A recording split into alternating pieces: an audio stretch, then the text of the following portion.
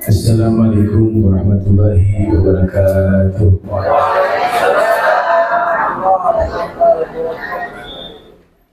Innal hamdalillah nahmaduhu hamdan yaliqu bi jalalihi wa nasta'inuhu isti'anatan taliqu bi kamalihi wa nastahdihi hidayatan man aqarra bi 'azamatihi wa jalalihi.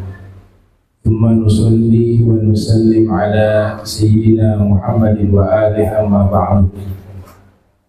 Al-Mukhtaram Al-Mukarram yang saya muliakan, pimpinan Yayasan Ulumul Islami Al-Habib Taufiq Basagaf mata Allah Ta'ala bituli hayati wa umrih, dan seluruh para kepala sekolah yang berada di bawah Yayasan YPI, para guru, Ustaz Hamzah, dan ada tamu dari BNN Al-Habib Abdul Bar Basagaf, wa jamil asatiz wal hadirin, ibu-ibu, bapak-bapak yang saya hormati, yang saya muliakan, yang saya cintai, dan tidak saya sebutkan namanya satu persatu, namun tidak mengurangi rasa hormat dan ta'zim saya kepada seluruh yang hadir. Memang menerapkan hukum Islam itu tidak mudah, akan tetapi konsekuensinya itu akan menyelamatkan kehidupan kita di dunia maupun di akhirat. Nabi sudah mengatakan bahwa orang yang menjalankan hukum syariat di akhir zaman kaqabidil jamr, fi riwayat kaqabidil jamrah, seperti orang yang memegang batu bara. Coba lihat bagaimana Nabi umpamakan, ya, namanya tashbih. Memegang batu bara panas,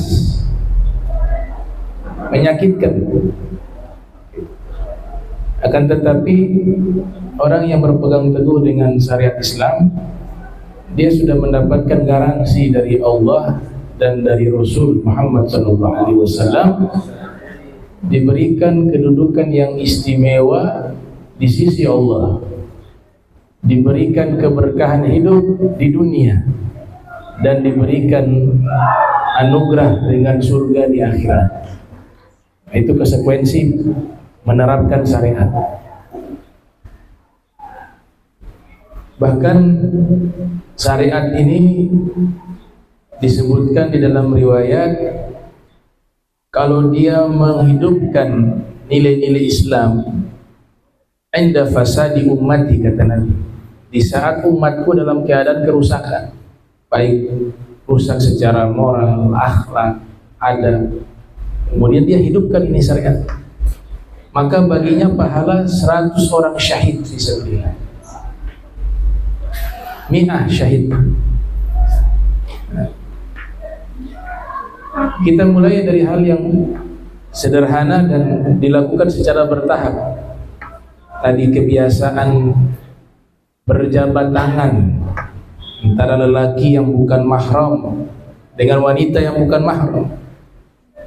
Ini hukum ini dari sejak zaman dulu jumhur ulama, bahkan bisa dikatakan itu ijma. Entah kenapa zaman sekarang bisa berubah.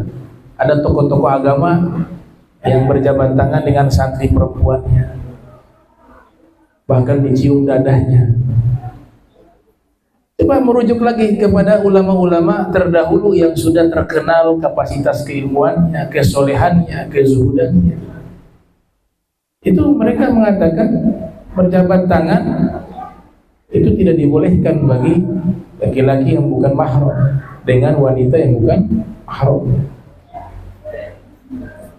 Mendekati ijma, ya. Walaupun hadis yang dikatakan para muhaddisun berbeda pendapat terkait derajat hadis, tapi kan cukup kita mengikuti teladan Nabi Muhammad SAW. Ikut Rasul. Apakah Rasulullah pernah bersentuhan tangan, berjabat tangan dengan wanita yang bukan mahramnya? Kesepakatan sejarawan, kesepakatan para ahli hadis, Nabi seumur hidup gak pernah menyentuh tangan perempuan yang bukan mahram. Cukup itu menjadi dalil. Cukup itu menjadi dalil. Karena memang Allah Ta'ala sendiri yang sudah mengatakan contoh terbaik kita adalah Nabi Muhammad. Laqad kana lakum fi Rasulillahi uswatun hasanah. Makanya adat dan tradisi dalam pandangan manhaj kita yang moderat ya. Jadi saya tidak sependapat dengan istilah modernisasi Islam ya. Iya, moderasi Islam sudah dari dulu. Islam itu moderasi. Bukan kita perlu memodernisasi lagi. Dari sejak zaman Nabi, Islam yang hakiki itu adalah Islam yang moderat. Wa kadzalika ja'alnakum ummatan wasata. Itu ayatnya. Kami sudah jadikan umat Islam ini umat yang moderat. Apalagi kita menganut paham ahli sunnah wal jamaah yang dalam metodologi mazhab kita itu semuanya moderat. Ahli sunnah wal jamaah tidak mudah mengkafirkan orang, tidak mudah menyesatkan orang, dan juga tidak teledor. Dalam bab akidah mendudukkan Allah sebagai zat yang mulia tidak boleh diimajinasikan, tidak boleh dihayalkan Allah wujudnya seperti apa. Di satu sisi ada yang memfisikkan Allah seperti makhluk, Allah punya tangan, punya mata. Di satu sisi menafikan Allah gak punya sifat apa-apa. Nah, kita selalu berada di tengah. Itu ahli sunnah wal jamaah. Jadi adat dalam pandangan ahli sunnah wal jamaah bisa menjadi hukum selama adat itu baik. Makanya ada ungkapan al-adah muhakkamah. Adat bisa dijadikan hukum, adat yang baik. Tradisi halal bihalal, semuanya tradisi yang baik. Ya, tapi ketika sudah tradisi yang baik ini dirangkaikan dengan kegiatan yang di dalamnya ada hal yang bertentangan dengan syariat, di antaranya jabat tangan tadi. Nah, ini yang sederhana sekali. Dan syariat ini tadi yang dikatakan Habib Taufik, bukan hanya kita ketika di masjid kemudian kita ingat Allah di situ. Seakan-akan syariat itu hanya berlaku di masjid, tapi syariat ini dia mengatur semua tatanan kehidupan kita. Di rumah kita syariat itu ditegakkan, di sekolah syariat itu ditegakkan, di kantor syariat itu ditegakkan, dan seterusnya. Dan yang kedua kebiasaannya tadi ikhtilat dalam bahasa fikih, campur aduk laki perempuan. Nah itu dalam hukum kita disebut ikhtilat. Itu ulama sepakat juga hukumnya adalah sesuatu yang terlarang. Cuma beginilah sudah puluhan tahun mungkin ya. Ya, ini sekarang baru ada revolusi untuk kembali kepada nilai-nilai Islam. Saya rasa ini nanti diterapkan bertahap, insyaallah. Karena memang syariat itu fitrahnya itu kalau memang lingkungan ini sejak lama tidak menerapkan nilai Islam, akan sangat sulit sekali penerapan seluruhnya secara komprehensif, itu akan memberatkan. Tapi kita bertahap. Dan itu adalah metodologi penerapan hukum syariat. Coba kita baca sejarah, khamar itu awalnya itu tidak langsung diharamkan. Dia bertahap. Pertama dikatakan boleh mabuk, tapi waktu sholat jangan mabuk. Wala taqrabu sholata wa antum sukara hatta ta'lamu ma taqulun. Jadi mereka sebelum sholat tidak mabuk, habis sholat isya mabuk. Awal-awal seperti itu. Tapi orang-orang yang punya jiwa yang bersih, akal yang sehat, sekalipun ayat belum diturunkan terkait pengharaman khamar, tapi orang-orang yang akalnya sehat, jiwanya suci, mereka tidak minum itu khamar. Makanya beberapa sahabat seperti Sayyidina Abu Bakar tidak pernah mengkonsumsi khamar walaupun ayat belum diturunkan terkait pengharaman khamar. Bahkan kakek Nabi Sayyidina Abdul Muttalib juga tidak, mereka sudah berfatwa terlebih dahulu sebelum ayat turun terkait keharaman minuman keras. Begitu juga Nabi kita Muhammad SAW, Sayyidina Ali bin Abi Thalib, dan beberapa tokoh-tokoh penting Islam, mereka sebelum ayat itu turun terkait pengharaman khamar, mereka sudah mengharamkan itu minuman keras. Nah, nanti ke Madinah, hijrah beliau kisaran tahun 2 Hijriah atau 3 Hijriah, turunlah ayat pengharaman khamar. Berarti di situ ada tahapan. Nah, yang paling penting kita harus bisa mengetahui dan menyadari dan mengakui bahwa ini loh salah. Begitu. Itu paling penting tuh. Salah ini. Jangan kita mencari pembenaran sesuatu yang salah. Gitu. Konsekuensinya dalam hukum fikih, sesuatu yang dilarang dikerjakan yang mendapat dosa. Konsekuensinya seperti itu. Jadi ikhtilat juga itu dipisahkan laki perempuan. Untuk tahapan pertama dalam kelas, mungkin tadi wanita di belakang, laki-laki di depan. Itu ada dalilnya itu. Dalilnya di saf sholat kan. Nabi katakan dalam hadis, khairus sufufir rijal awaluha, sebaik-baiknya saf barisan kaum laki-laki paling di depan. Wa khairus sufufin nisa akhiruha, dan saf terbaik kaum wanita itu posisinya di belakang. Itu. Kenapa posisinya di belakang paling terbaik? Karena laki-laki kalau di depan perempuan nggak bisa. Laki-laki tidak diberikan fitrah mampu menjaga pandangan mata. Sebenarnya itu. Kalau wanita sudah dibungkus dengan sifat malu, sehingga mereka malu untuk menatap laki-laki yang bukan mahram. Makanya ada yang pernah bertanya ke salah satu mufassir kontemporer namanya Profesor Dr. Syekh Ali As-Sobuni. Ya, beliau tuangkan dalam kitab tafsir beliau Rawai'ul Bayan fi tafsir ayatil ahkam, yang membahas tentang ayat-ayat hukum. Muncul pertanyaan, pendapat mayoritas ulama yang menyatakan cadar itu wajib karena seluruh tubuh wanita itu aurat. Ada pendapat mengatakan yang muka dan tangan itu tidak wajib ditutup kecuali memunculkan fitnah. Ada khilaf lah ya dalam perkara itu. Tapi poin pentingnya di situ, apakah laki-laki juga secara keseluruhan itu aurat bagi perempuan yang bukan mahram? Maka jawabannya iya. Sama sebenarnya. Laki-laki memandang perempuan yang bukan mahram, seluruh fisik perempuan itu aurat. Dan perempuan memandang laki-laki yang bukan mahram, seluruh fisiknya juga adalah aurat. Yang tidak ada aurat hanya satu. Tidak ada aurat ya, suami istri. Kalau ada aurat repot. Suami istri gak ada aurat. Kita dengan orang tua masih ada aurat.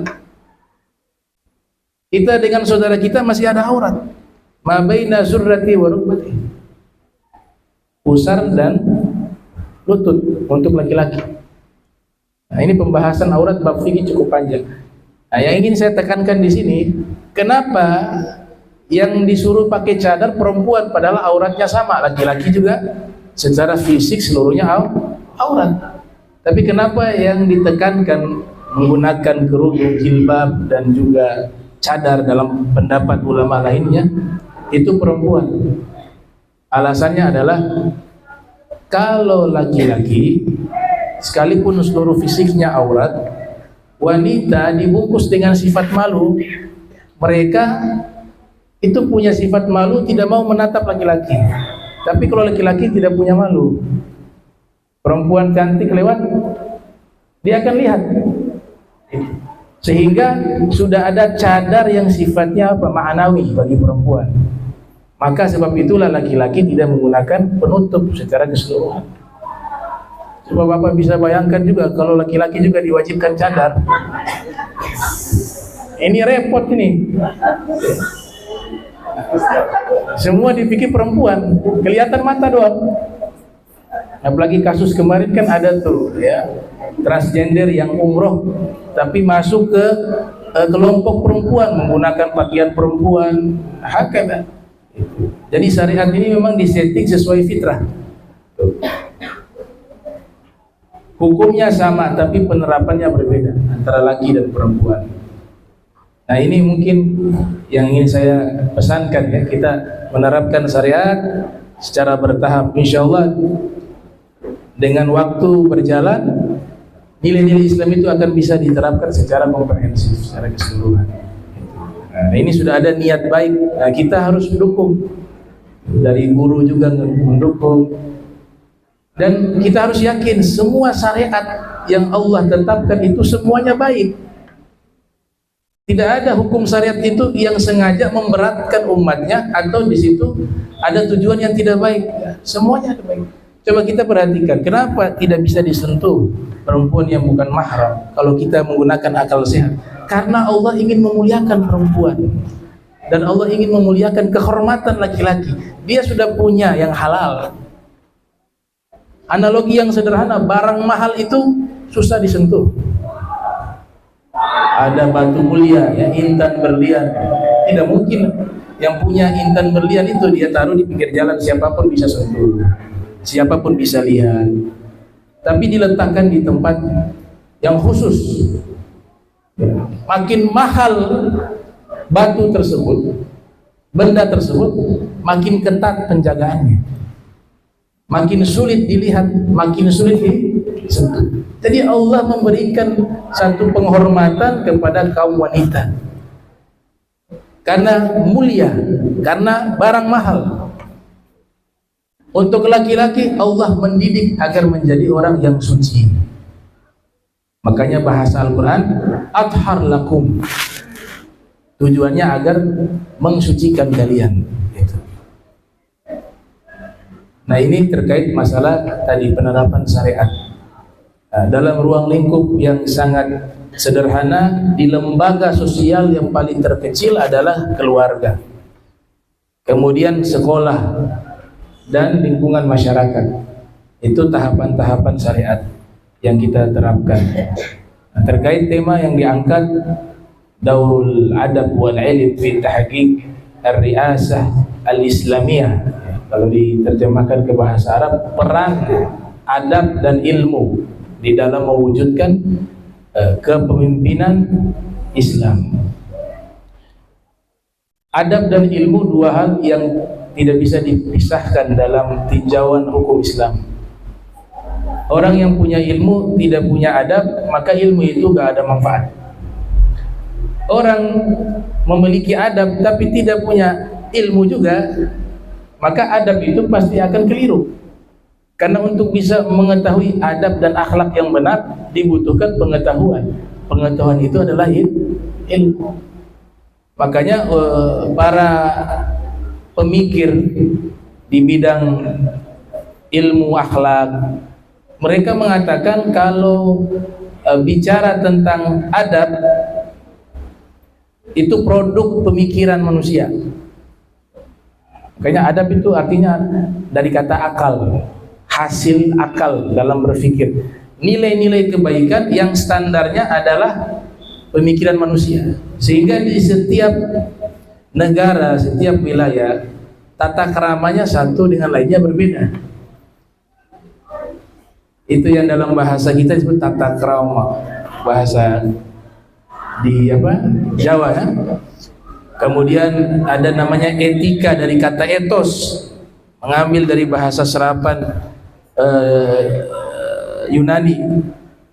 Ada yang mengatakan dari bahasa Latin, etos, etika, adab. Itu standar penilaiannya menggunakan adat dan akal. Kalau ini diterapkan di setiap negara berbeda. Etika yang ada di Indonesia dengan etika yang ada di wilayah lain itu akan berbeda. Saya ambil contoh. Jabat tangan dan senyum itu dalam adat kita, dan ini punya sesuai juga dengan syariat ya, itu sesuatu yang baik. Tapi kalau di Eropa itu kurang ajar. Kalau kita belum kenal orang, tahu-tahu langsung salaman, bagi mereka itu suatu perbuatan yang tidak baik. Saya belum kenal kamu kok sudah senyum-senyum saya, jabat tangan. Karena standarnya apa? Etika di wilayah mereka itu tidak baik menurut mereka. Begitu juga Permisi kalau di Indonesia kita biasanya permisi. Tapi permisinya kalau orang Baduy di Jazirah Arab, permisinya pukul kepala. Permisi, itu sopan. Tapi bagi kita itu kurang ajar. Saya alami juga waktu dulu di satu tempat lah di Jazirah Arab. Itu habis sholat mereka permisi pukul, songko terlepas.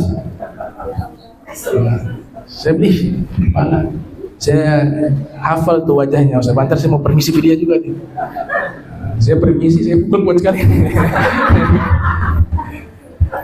Tapi dia tidak marah, kenapa? Yaitu etikanya mereka. Tapi kalau diterapkan di Indonesia, ini satu perbuatan yang tidak baik. Tapi bagi mereka baik. Mereka punya etika juga yang berbeda. Kalau jalan, tangan kita harus begini, jangan sampai gerak-gerak.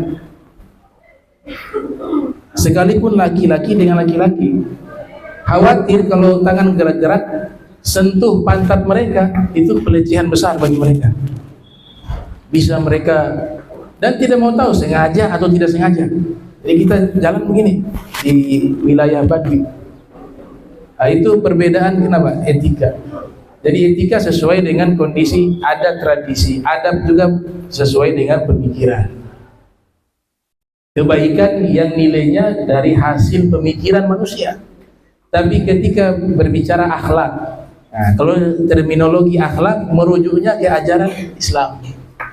Makanya Nabi katakan innama bu'istu liutammima makarimal akhlak. Nabi tidak katakan makarimal adab, tapi makarimal akhlak, karena akhlak ini sifatnya universal, kebaikan yang bukan dari hasil pemikiran manusia atau satu tradisi dari satu tempat, tapi akhlak adalah wahyu, hukum, sehingga akhlak ini diterapkan di mana tempat pasti baik. Akhlakul karimah itu innama bu'istu liutammima makarimal akhlak. Jadi kalau akhlak kita mengikuti Nabi terus. Nah, perilaku Nabi yang baik itu disebut akhlak yang mulia, al-akhlakul karimah. Nah, akhlak yang mulia ini diterapkan dimanapun akan sesuai dengan nilai-nilai kebaikan. Nah, karena dia bukan produk akal manusia dan bukan dari hasil adat, produk dari tradisi, tapi murni akhlak mulia itu adalah wahyu, bimbingan, atau kita bicara dengan istilah tarbiyatullah, pendidikan dari Allah. Kayaknya Nabi katakan dengan istilah adab, tapi maknanya akhlak. Adabani Rabbi fa ahsana ta'dibi. Allah yang mendidik saya dengan pendidikan adab yang terbaik. Yang dimaksud di situ akhlak.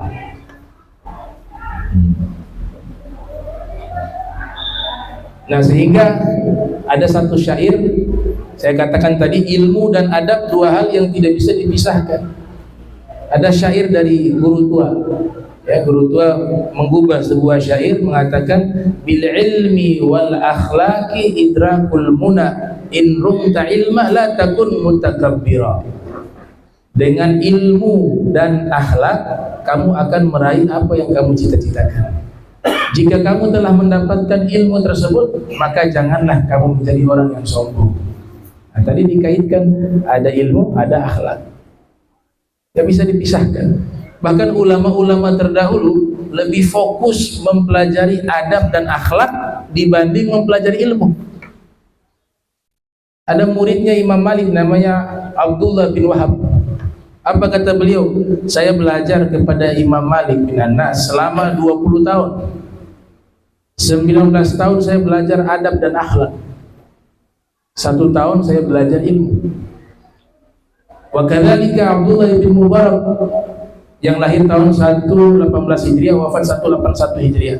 Beliau mengatakan ta'allamtul ilma, ta'allamtul adab atau akhlaq 30 sanah wa ta'allamtul ilma 20 sanah. Saya belajar akhlak dan adab selama 30 tahun. Oh, itu kalau sekolah formal atasnya profesor lewat. 30 tahun belajar di bidang akhlak dan adab. 20 tahun ya belajar ilmu. Jadi menghabiskan waktu belajar selama 50 tahun. Ya. Karena ulama dulu memahami konsep belajar dalam Islam itu gak ada waktu selesai. Bukan kita sudah formalnya sudah selesai belajar, tidak. Dalam konsep Islam belajar terus menerus sampai meninggal dunia. Makanya keluar satu ungkapan, utlubul ilma minal mahdi ila lahdi. Tuntutlah ilmu dari buayan sampai masuk ke liang yang lahat. Itu yang diterapkan. Karena ilmu itu tidak akan pernah habis. Ya, Imam Syafi'i mengatakan lan yablugha al-ilma jami'a ahadu la walau hawalahu alfasanah. Innamal ilmu amikun bahruhu fakhudhu min kulli syai'in ahsanah. Imam Syafi'i mengatakan tidak akan mungkin seorang di antara kalian bisa menguasai seluruh ilmu. Semua ilmu dikuasai tidak mungkin. Mau ilmu agama saja cukup banyak cabang-cabangnya, belum lagi ilmu umum. Gak mungkin dikuasai semua ilmu. Walaupun kalian berusaha semaksimal mungkin dan menghabiskan waktu selama 1000 tahun, ilmu itu tidak bisa digapai secara keseluruhan. Karena ilmu adalah lautan yang sangat dalam. Maka ambillah sesuatu yang paling penting dari ilmu itu. Itu nasihatnya Imam Syafi'i rahimahullah. Jadi adab, akhlak, dan ilmu dua hal yang tidak bisa dipisahkan. Begitu juga terkait masalah ilmu.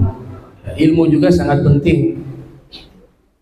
Makanya indikator kami juga beberapa kali riset tentang oknum-oknum yang mengatasnamakan tariqah sufiyah tapi anti ilmu.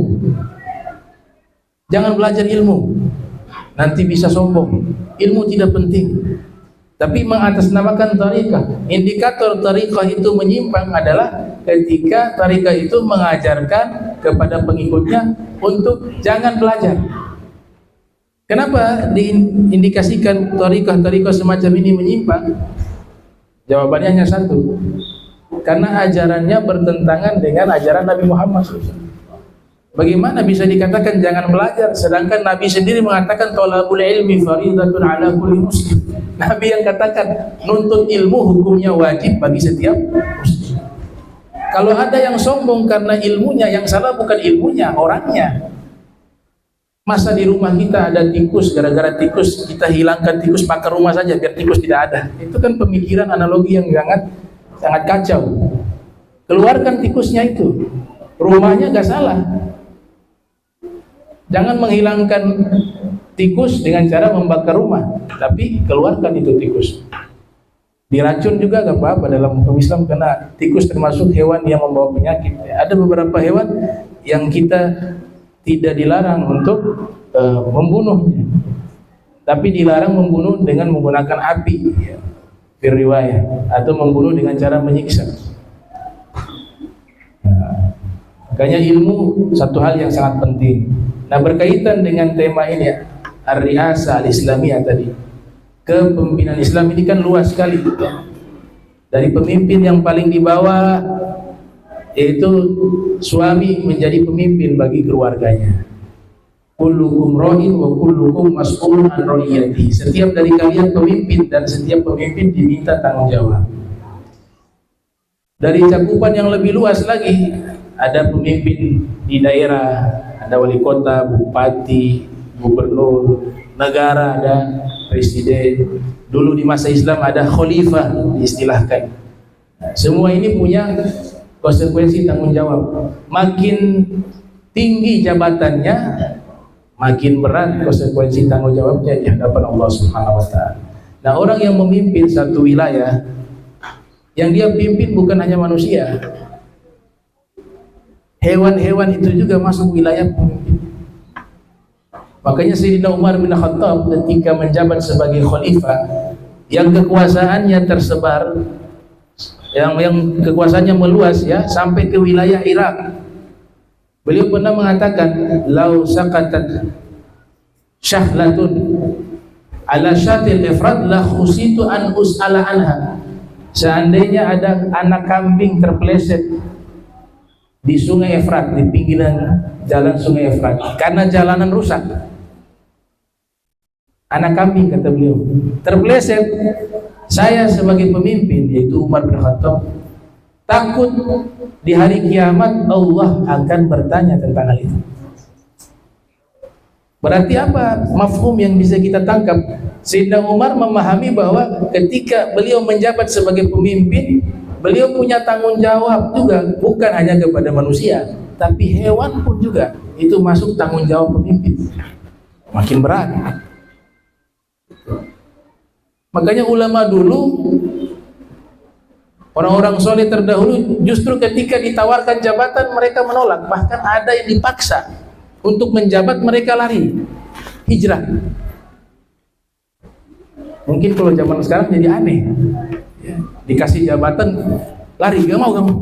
Bahkan Imam Abu Hanifah kebalik tuh, dikasih jabatan sebagai hakim, dan dalam kitab tarikh disebutkan bahwa gaji tertinggi pada waktu itu bahkan melebihi gaji khalifah.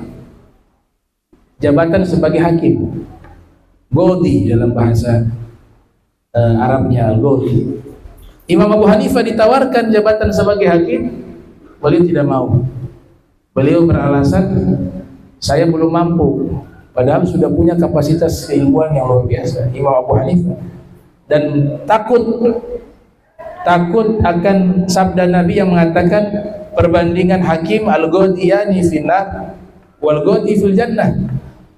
Dua hakim masuk neraka, satu hakim masuk surga. Yang dua hakim masuk neraka, yang satunya dia mengeluarkan hukum karena sudah disogok, dibayar, sehingga hukumnya sesuai dengan bayaran tersebut. Yang kedua, hakim yang masuk neraka adalah hakim yang teledor dalam mengeluarkan hukum, tidak hati-hati, dia tempatnya di neraka. Imam Abu Hanifah mengatakan, saya nggak mau jadi hakim.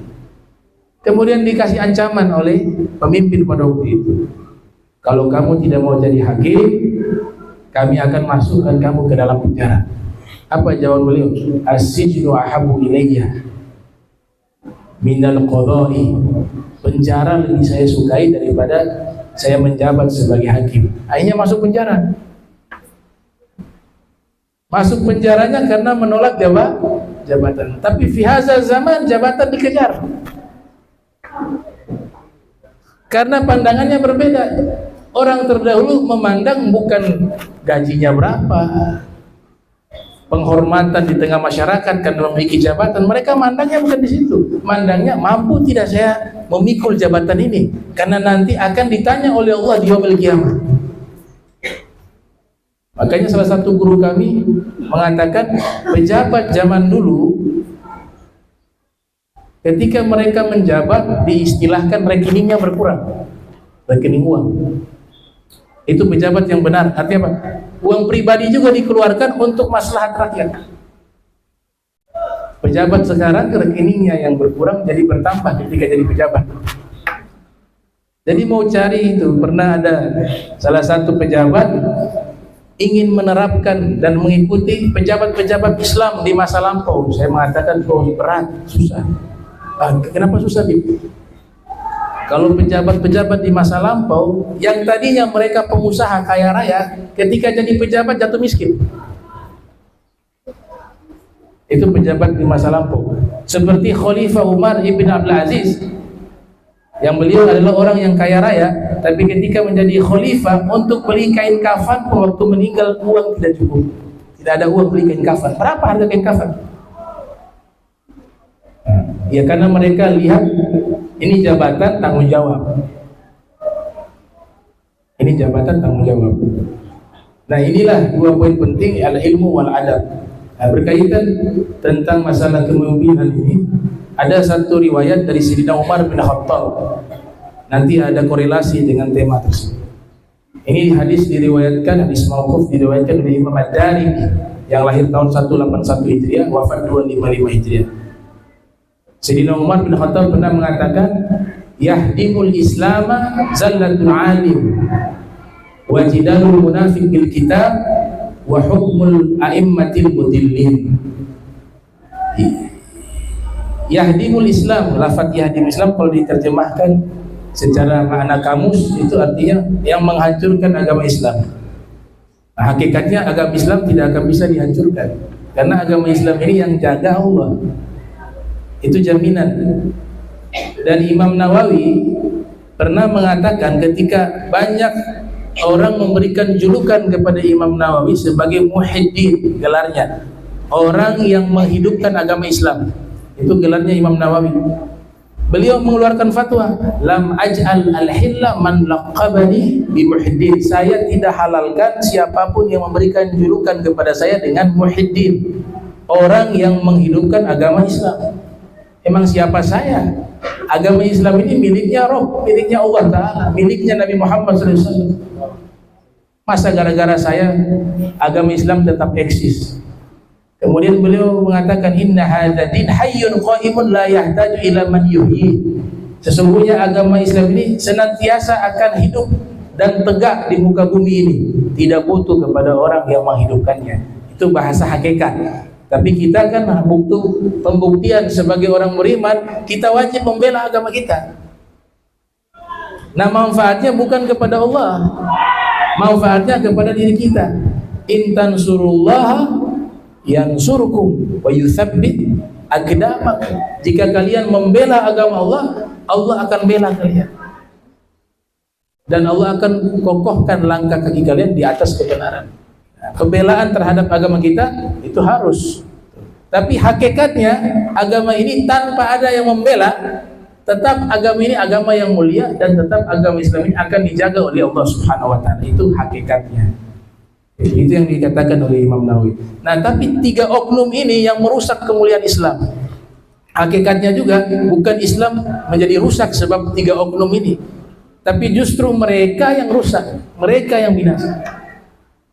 Siapa oknum-oknum yang merusak kemuliaan Islam? Dalam kitab Mirqatul Mafatih tidak diterjemahkan menghancurkan Islam, tapi diterjemahkan yuzilu izzatah.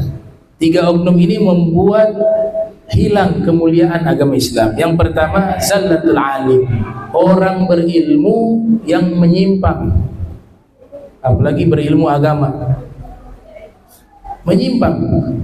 Di antara bentuk penyimpangan orang berilmu, yang pertama adalah tidak berusaha mengamalkan ilmu. Sekedar ilmu itu hanya dia hafal dan dia ketahui, tapi penerapan ilmu itu tidak ada. Itu yang disebut dengan al-ilmu bila amal, ilmu tanpa amal. Makanya sifat ulama-ulama orang Yahudi Allah sifati di surat Al-Baqarah. Sifat mereka disebutkan, atamuruna an-nasa bil birri wa tansawna anfusakum wa antum tatlunal kitaba afala ta'qilun. Ini kan konteksnya khitabnya kepada ulama-ulama Yahudi. Apakah atau kenapa kalian memerintahkan manusia berbuat baik sedangkan kalian sendiri melupakan diri kalian, dan kalian senantiasa membaca kitab suci kalian? Apakah kalian tidak berpikir akan hal itu? Kata atamurun nas, istifham ingkari. Mereka memerintahkan orang lain berbuat baik, tapi mereka sendiri tidak melakukan. Itu yang dikatakan dalam Zubat, fa'alimun bi'ilmihi lam ya'malan mu'adzabun min qabli ubadil wasan. Orang yang berilmu tapi tidak mengamalkan ilmunya, dia diazab di akhirat terlebih dahulu sebelum penyembah berhala. Konsekuensinya berat. Dan ini bukan hanya khitab kepada ulama-ulama Yahudi, tapi Imam As-Suyuti dan Al-Imam Jalalain Mahalli dalam tafsir Jalalain mengatakan fiha al-wa'id ala mukhalafatil qawli al-amal. Di ayat tersebut terdapat ancaman bagi siapapun yang ucapan dengan perbuatannya tidak sesuai. Ucapannya baik tapi pengamalannya dia tidak amalkan. Itu konsekuensinya. Makanya ancaman ini Allah sebut kepada orang beriman juga, bukan hanya kepada orang Yahudi. Di ayat yang lain Allah katakan, ya ayyuhalladzina amanu lima taquluna ma la taf'alun kabura maqtan 'indallahi an taqulu ma la taf'alun innallaha yuhibbul ladzina yuqatiluna fi sabilihi shaffa ka'annahum bunyanun marsus ila akhir ayat. Situ kan Allah panggil wahai orang-orang beriman.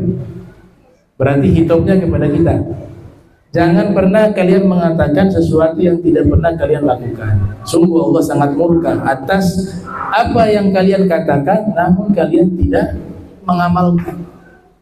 Ini bukan berarti kita harus mengamalkan secara komprehensif seluruh nilai-nilai Islam baru kita berikan ceramah. Itu juga jebakannya syaitan. Kalau model begini gak ada penceramah. Karena tunggu sempurna dulu itu sulit. Jadi baik betul-betul 100%, semua ajaran Islam diterapkan, nilai Islam diterapkan, baru nanti ceramah. Kalau tidak ceramah, inilah jebakan setan. Gak ada lagi orang memberikan nasihat. Yang dimaksud di sini, orang tersebut sudah punya tekad yang kuat, ingin berusaha mengamalkan semua kebaikan tersebut, walaupun belum tuntas semuanya. Yang menjadi ancaman, sudah ada rekayasa. Dalam hatinya memang niatnya tidak baik, tidak mau mengamalkan, hanya ingin tampil di hadapan manusia sebagai orang baik, tapi di saat sendiri dia adalah orang yang jahat. Ini yang masuk kepada ancaman tersebut.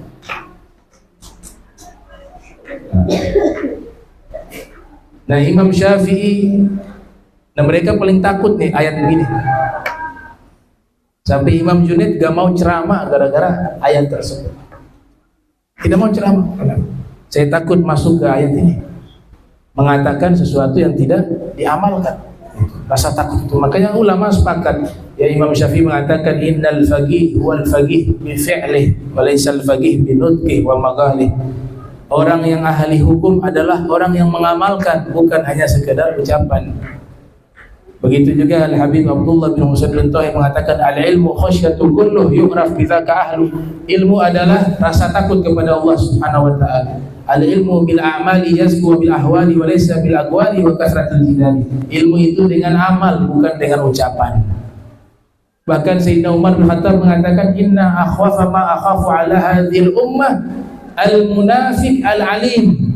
Yang paling saya takut menimpa umat ini, kata Sayyidina Umar bin Khattab, adalah orang munafik yang ahli ilmu. Orang munafik ahli ilmu. Sahabat-sahabat beliau mendengar ucapan itu terkejut. Makanya mereka mengatakan kaifa yakunu munafikan aliman. Bagaimana bisa menjadi orang munafik itu ahli ilmu itu seperti apa? Kata beliau, alimul lisan jahilul qalb. Pintar alim dengan lidah. Oh, kalau ceramah bagus semua, sholat tahajud dia dari, padahal tidur bangun jam 6 terus. Tapi ceramahnya ngajak orang sholat tahajud. Ini masuk ke ayat ini. Kenapa? Tidak sesuai dengan amal. Apalagi sengaja dia lakukan itu. Ngajak orang sedekah, ngajak orang infak, dia kikir, dia sembunyikan hartanya. Ngajak orang kebaikan, dia lakukan. Dia tidak lakukan kebaikan. Melarang orang lain membuat kejahatan, kejahatan itu dilakukan. Nah, ini yang masuk kepada ancaman tersebut. Wah, itu dosanya sangat besar. Makanya Sayyidina Umar mengatakan demikian. Itu.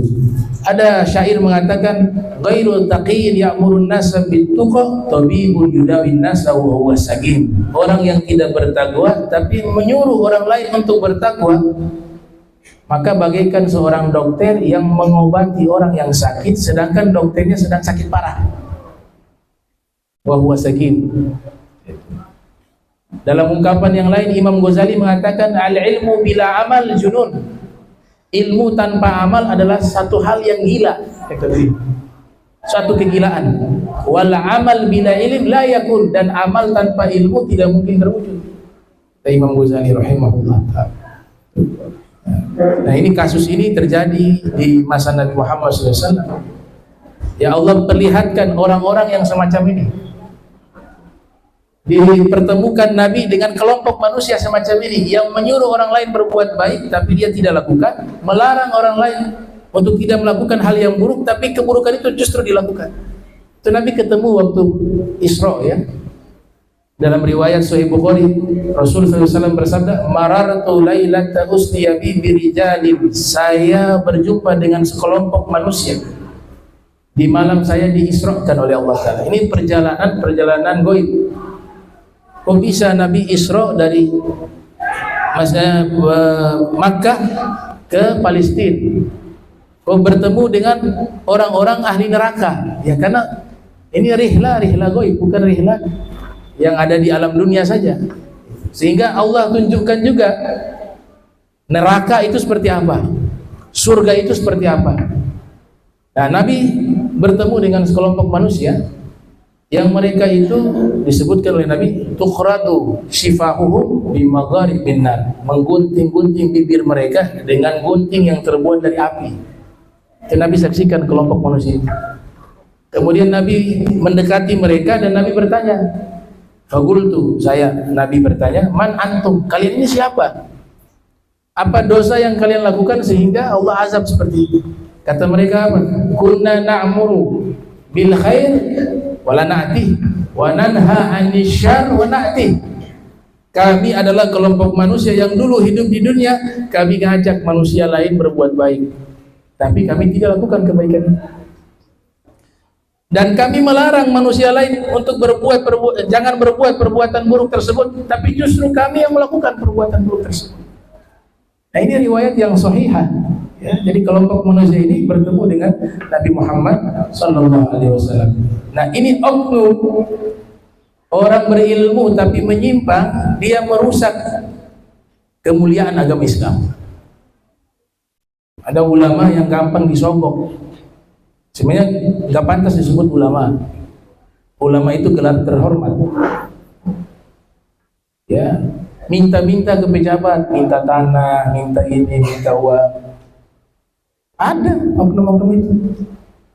Tidak mungkin ucapan ini keluar dari lisan Rasulullah SAW dan lisannya Sayyidina Umar, melainkan hal itu akan ada oknum itu, akan terjadi. Nah, sebab mereka ini kemuliaan Islam jadi rusak. Dipikir semua ulama akan sama kayak begini. Oh, ternyata ustadz itu begini. Gara-gara 1-2 orang ini dianggap semuanya sama. Padahal yang lurus-lurus juga banyak. Itu. Nah, orang yang sudah diberikan ilmu agama kemudian dia cinta terhadap dunia, itu diberikan ukubah, diberikan sanksi oleh Allah. Dulu sufi besar Malik bin Dinar pernah bertanya kepada Imam Hasan al-Basri, ma uqubatul alim idza ahabba dunya, apa sanksi orang berilmu tapi dia cinta terhadap dunia? Makna cinta dunia di sini adalah apa? Mengabaikan semua perkara-perkara akhirat, mengabaikan semua kewajiban yang Allah wajibkan, mengabaikan semua perintah Allah. Itu namanya cinta dunia. Kalau cinta yang secara konteks ayat itu, kita ini manusia fitrahnya suka dunia. Siapa yang gak suka uang? Semua suka. Itu bukan hal yang haram. Tapi ketika kecintaan kita kepada uang menghalalkan segala cara untuk bisa mendapatkan uang tersebut dan mengabaikan hukum Allah, di situ yang tercela. Jadi poinnya apa? Melalaikan. Tapi kalau suka, semuanya suka. Hatta ustadz lagi, hatta habib. Tapi bedanya apa? Kalau yang pegang hukum, dia akan menggunakan cara yang terhormat, cara yang diridhoi oleh Allah Ta'ala, dan tidak melalaikan dia. Jadi cinta kepada sesuatu itu di luar kemampuan kita. Cinta anak, tapi bahasa Al-Quran anak fitnah. Cinta harta, tapi bahasa Al-Quran harta fitnah. Innama amwalukum wa auladukum fitnah. Maknanya apa? Cinta yang berlebihan sehingga membuat kita lalai kepada Allah dan kita melanggar hukum Allah. Itu yang diharapkan. Jadi saya tidak sependapat bahwa makna cinta dunia itu semua orang yang dalam hatinya ada cinta kepada dunia, mereka berdosa. Oh, ini belum tuntas kajiannya nih. Penjelasannya ayat lain menyebutkan bahwa zuinal, dihiasi manusia itu hubu syahwat, cinta. Jadi Allah sudah ciptakan kita, Allah berikan rasa suka terhadap dunia. Itu. Nah, poinnya bukan di situ, melalaikan. Nah, Imam Malik bin Dinar bertanya ke Imam Hasan Basri, ma uqubatul alim idza ahabba dunya, apa hukuman orang berilmu jika cinta terhadap dunia? Maka dijawab oleh Imam Hasan al-Basri, mautul ghalab, sanksi yang Allah berikan kepada dia. Orang alim itu hatinya mati. Apa makna hatinya mati? Sudah gak bisa menerima kebaikan, nasihat. Dan dia merasa perbuatan itu bukan perbuatan yang salah. Mautul qalb, hati sudah mati. Fa idza ahabba dunya talabaha bi amalil akhirati fa inda dzalika tarhalu anhu barakatul ilmi wa yabqa alaihi rasmuh. Pada waktu itu dia akan mengejar dunia. Ini bicaranya ulama ini atas nama oknum ulama, alim ulama. Dia akan mencari dan mengejar dunia dengan menggunakan amalan akhirat. Dia tidak sadari waktu itu dia sedang diazab oleh Allah. Itu hukuman bagi dia. Karena dalam hatinya memang tujuannya hanya dunia, bukan dakwanya ilallah wa rasul. Nah, dia dakwanya motivasinya dunia. Diberikan hukuman itu. Oh, kita ketemu oknum-oknum semacam ini. Ada yang tidak masuk di akal, tapi kasihan. Orang-orang awam jadi korban. Karena bahwa agama itu pasti semua patuh. Dia bisik-bisik kepada salah satu nih, orang kaya, Fulan bin Fulan. Saya mimpi. Ini oknum yang mengatasnamakan ulama. Saya mimpi orang tua kamu diazab di kubur.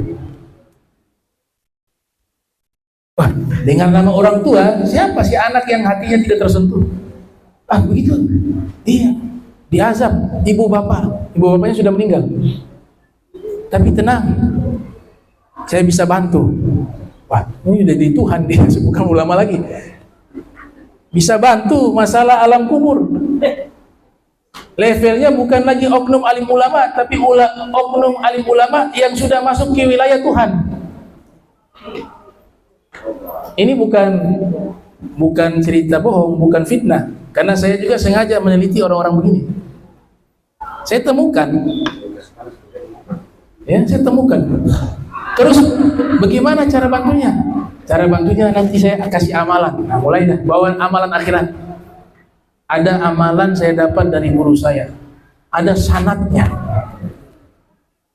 Ada ijazahnya. Nanti kita baca rame-rame, azab itu diangkat oleh Allah. Oh, kalau begitu tolong amalkan dia. Cuma amal ini ada syarat. Nah, mulai dah. Ini mutarnya ke situ dah. Ujung-ujungnya uang. Ada syarat. Saya punya pesantren. Dia punya pesantren juga. Tapi bukan di Ternate ya, di luar daerah. Jauh. Bukan di Ternate. Dia bilang, saya punya santri ada 200 orang. Ini syarat amal ini harus dibaca secara berjamaah. Terus harus ada infak. Nah, caranya nanti kita baca, saya dengan santri-santri saya 200 orang. Nanti masing-masing santri diinfakkan 1 juta. Ya, plus saya kan, jadi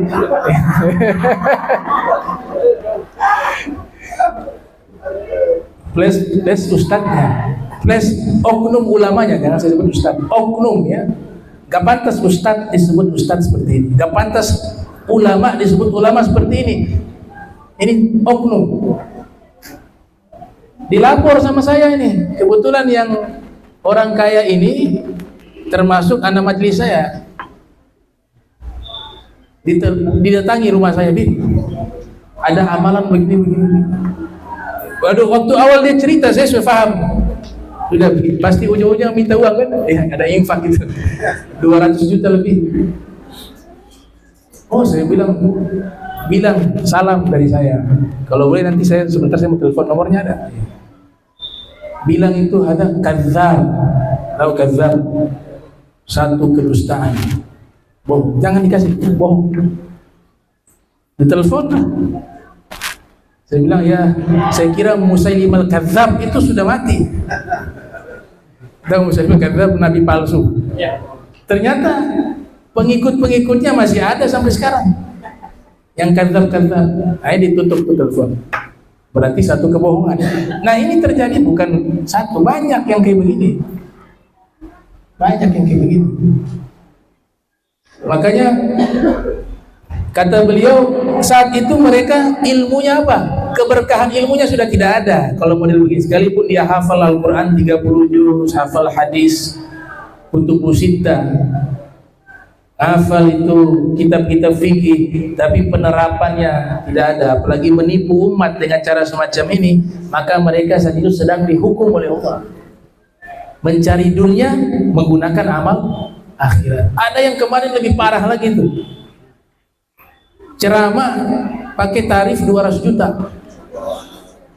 Sudah begitu minta nanti ke Dodola, Morotai, ceramahnya di Ternate, bawa kru 10 orang. Saya bilang gak usah undang, yang undang kena dosa juga. Orangnya salah begitu, mau dengar apa? Kalian mau dengar ilmu dari orang semacam itu? Bukan ilmu yang masuk ke hati kalian, bukan cahaya yang masuk ke hati kalian, tapi zulmah, kegelapan. Akhirnya prihatin saya zaman sekarang. Ada yang 1 jam 60 juta. Saya buat riset, cari tahu nih. Jangan undang yang kayak begini nih. Sudah menjual belikan agama. Itu dakwah, itu konsepnya pengorbanan. Memang amplop yang diterima, kamu terima tidak apa-apa, halal. Tapi uang yang kamu terima dari hasil dakwah itu harus dikeluarkan di dalam dakwah juga. Konsepnya pengorbanan. Jika ada orang yang undang tidak ada uang, kamu tetap harus datang berdakwah. Kalau perlu kamu bawa uang, bantu dia. Dia punya semangat dalam syiar Islam, tapi kasihan tidak punya kemampuan. Rumahnya juga kasihan. Kita datang, korban uang kita, transport kita yang bayar semua. Begitu konsep dasarnya pengorbanan.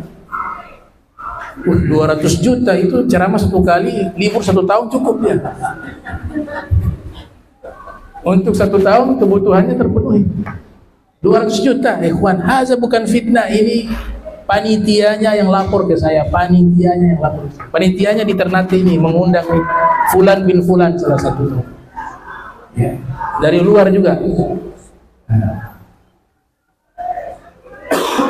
Ya, kita gak perlu cari tahu siapa orangnya, yang kita perbaiki caranya, perbuatannya. Ini konsep dakwah yang diajarkan oleh guru-guru kami, gak boleh menyerang personalnya orang.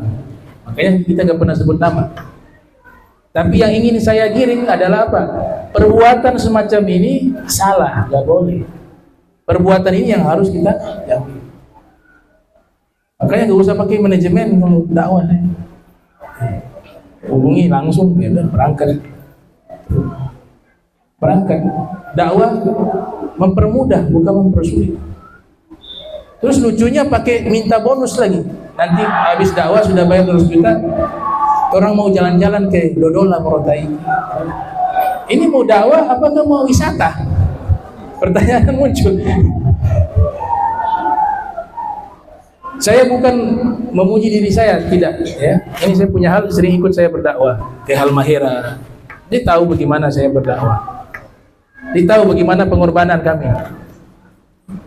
Saya itu sepanjang dakwah tidak pernah minta wisata. Tanya. Dari puluhan tahun ini. Belakangan saja mereka kasihan, sudah puluhan kali ke sini gak pernah minta wisata. 1 kali itu ke Dodola itu. Bim, mau ke Dodola, ini sudah 8 kali ke Morotai gak pernah jalan. Dakwah, masjid, tak pulang. Ya sudah sekali. Itu sekali toh. Ternyata di survei dai-dai yang dari luar, kebanyakan ini setiap datang ini diperalat nih penitia. Tarif sekian, harus hotel, kemudian bawa ke wisata. Makanannya harus begini. Kita sanggup pun jadi. Artinya apa? Dakwah yang semacam ini gak akan membawa kebaikan. Allah gak. Justru dia membawa kehancuran. Itu yang saya sebut tadi, oknum yang dikatakan oleh Hasan Basri. Mereka mencari dunia menggunakan amal akhirat. Sesungguhnya mereka sedang diazab oleh Allah Ta'ala. Kenapa diazab? Karena memang dari awal niatnya bukan dakwah. Niatnya bukan untuk mencari ridhonya Allah, bukan untuk fisabilillah, tapi untuk mencari dunia. Makanya dihukum begitu. Dan dia tidak sadar itu. Dia rasa itu halal. Dia rasa itu baik. Puluhan tahun seperti itu. Nah, terakhir waktu yang disebut orang alim yang menyimpang juga tidak hati-hati mengeluarkan fatwa. Ya.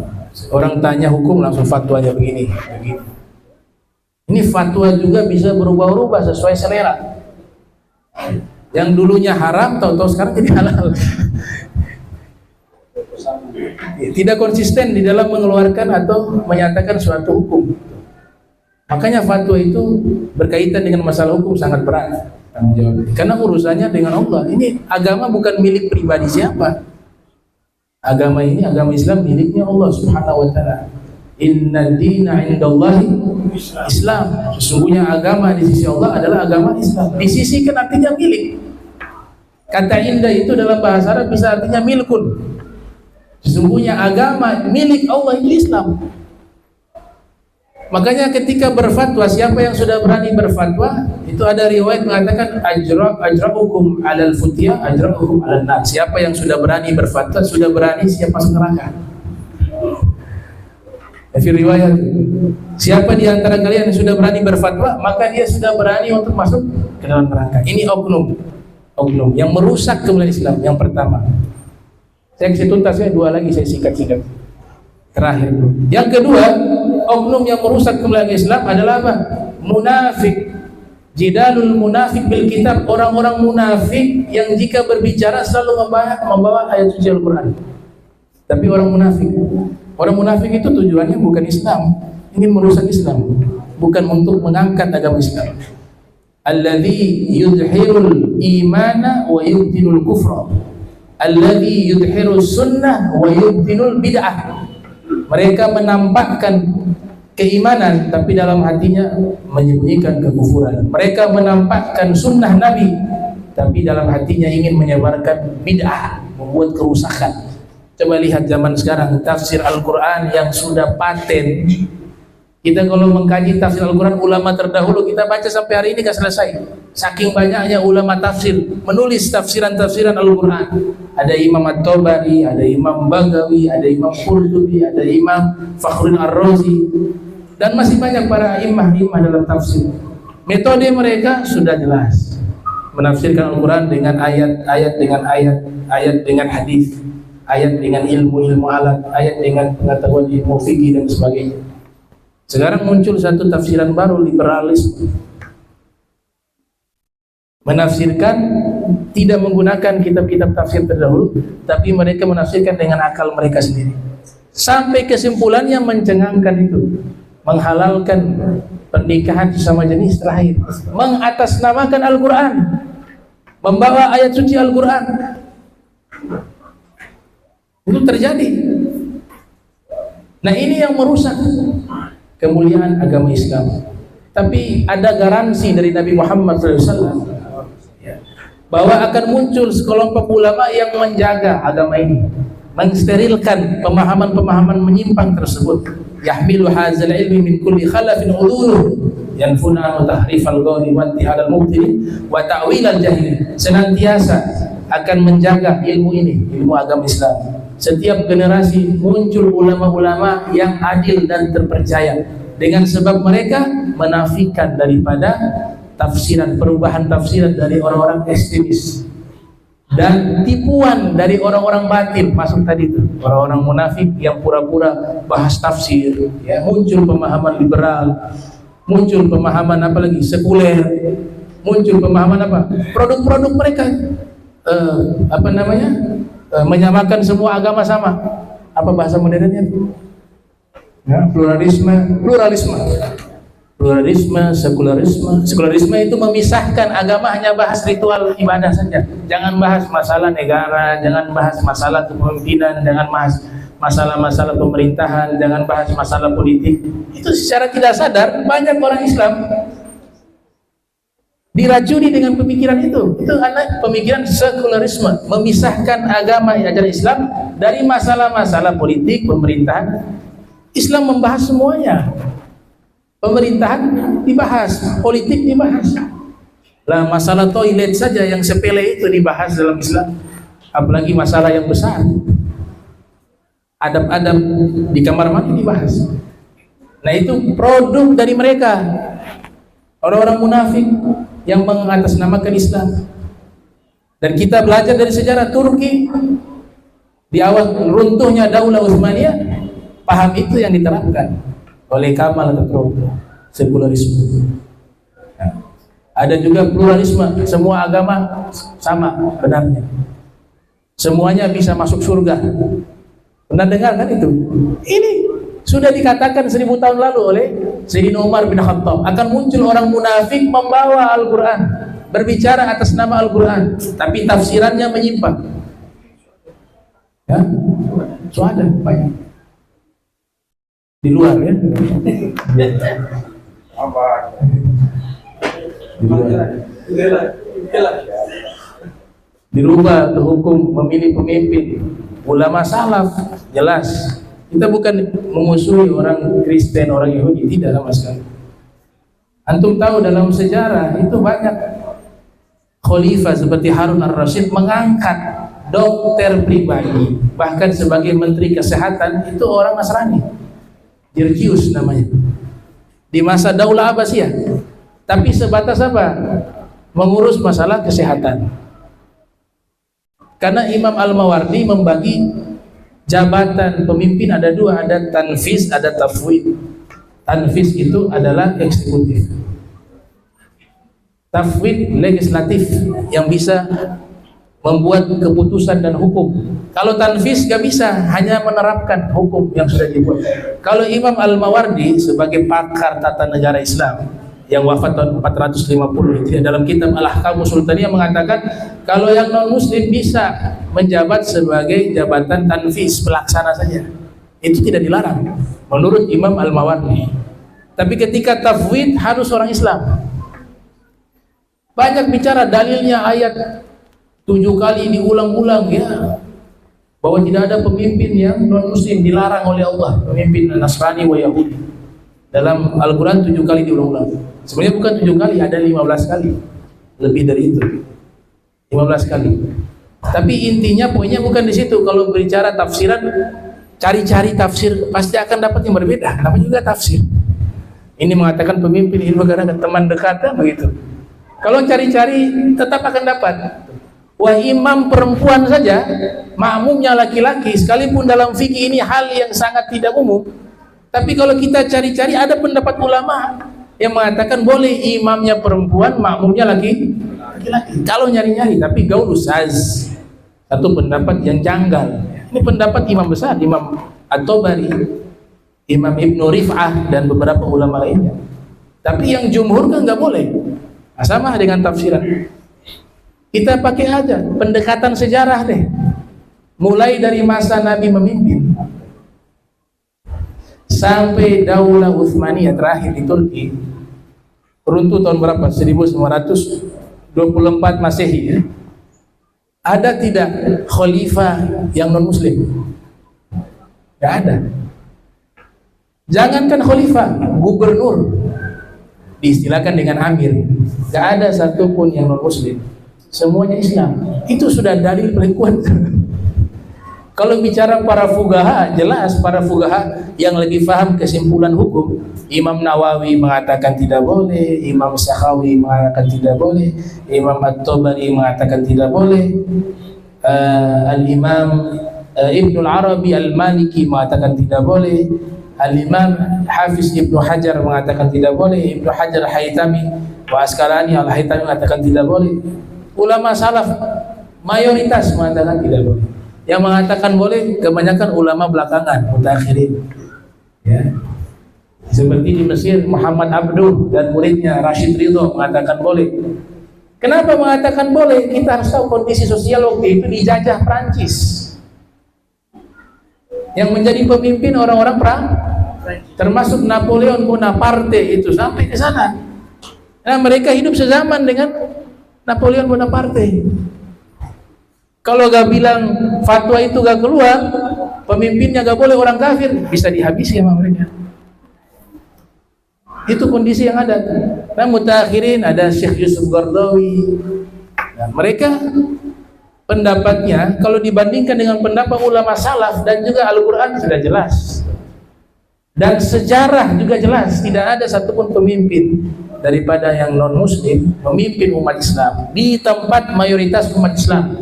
Saya nggak bicara kalau misalnya di Minahasa, itu bagusnya mereka yang memimpin.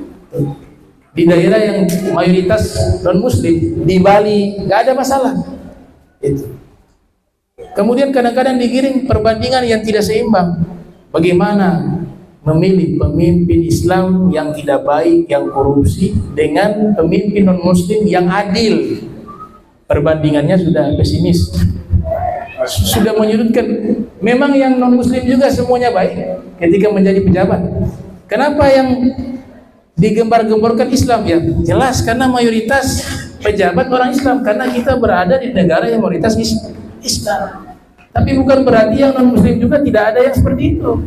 Kalau mau bandingkan yang adil, bagaimana memilih pemimpin Islam yang adil, yang jujur, yang amanah, dengan memilih pemimpin non muslim yang adil dan jujur, itu baru adil. Kok bisa ada analogi yang Islam disudutkan, terus yang non muslim dianggap lebih baik?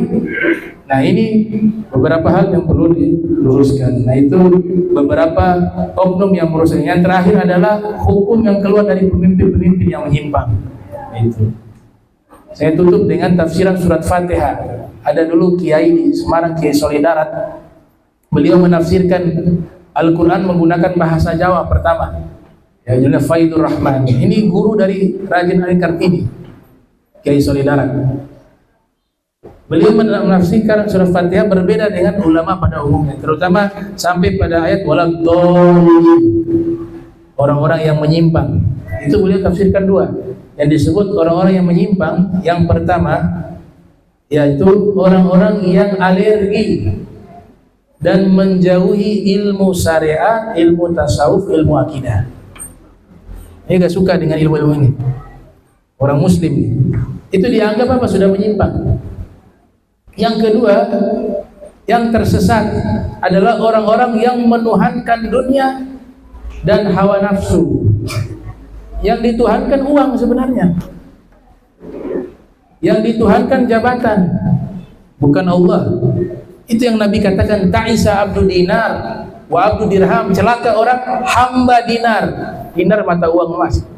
Celaka hamba dirham, hamba mata uang perak. Nah, pemerintahan ini biasanya hanya fokus di dalam membangun infrastruktur fisik, membangun ekonomi, tapi mereka kadang lupa membangun manusianya. Menyampingkan perkara agama dan masalah spiritual itu adalah menjadi problem di dalam satu negara.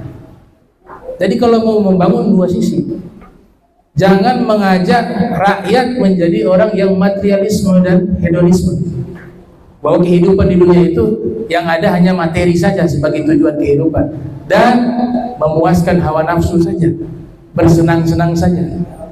Yang dibangun juga spiritual, dekatkan rakyat dengan agamanya, dengan agama penganut agama Islam, dengan agama Islamnya, membangun juga spiritual mereka. Insya Allah ini akan bisa terrealisasi negara yang disebut baldatun thayyibatun wa rabbun ghafur, ya, negara yang baik yang diberikan rahmat dan pengampunan dari Allah Subhanahu wa taala. Mungkin itu yang bisa saya sampaikan, kurang lebih mohon maaf ala tatwil kalam.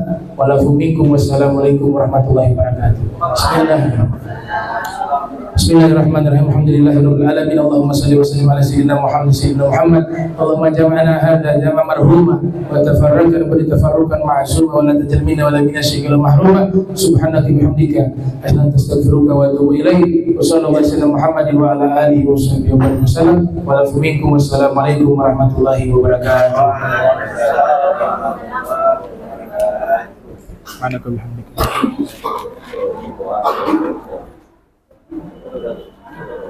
Mudah-mudahan apa yang telah disampaikan oleh Ustaz Habib Abdurrahman bin Kamil Asghar dapat menambah ilmu pengetahuan kita, dan insya Allah dapat diamalkan pada kehidupan kita sehari-hari.